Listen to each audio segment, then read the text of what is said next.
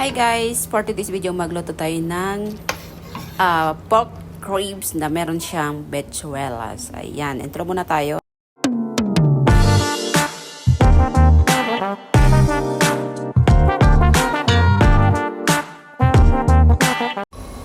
Ayan, in-boil ko muna yung bechuelas and halo ko na rin yung pork ribs para minsanan yung pagkaloto, pero hindi ko na ipinakita sa inyo kung paano. Nilagyan ko lang siya ng water.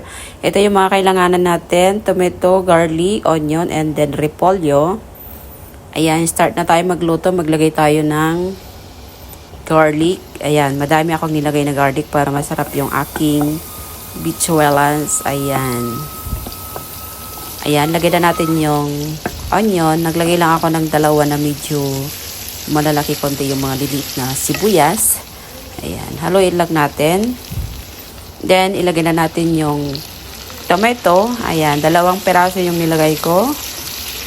Ayan, so gusto ko maluto mabuti yung tomato para masarap yung sabaw ng bechuelas.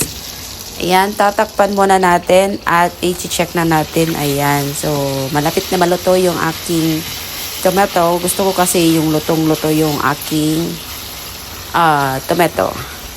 Ayan, okay na siya. Ayan, haluin pa natin.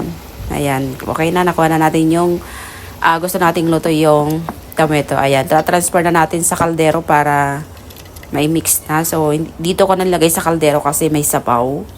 Gusto kasi ng mga kaibigan ko na may sabaw. So, binigyan ko yung mga kaibigan ko dito kasi hindi naman sila nakakaluto. Ayan, naglagay ako ng light sauce and then all-in-one seasoning dahil wala akong patis. Pero okay pa rin naman yon, option ko. Ayan, so maglagay tayo ng salt para sakto na yung aking lasa. Yung lasa ng sabaw ng bechuelas. So lutuin pa natin para medyo mag-creamy siya. Ayan, lagyan na natin yung repolyo. Ayan. Haluin lang natin kasi itong repolyo, saglit lang naman nating lutuin. Ayan, okay na siya guys. Masarap-sarap na yung aking bechuelas. Gusto ko kasi yung medyo madami yung sabaw. Ayan. O, diba? Ang sarap.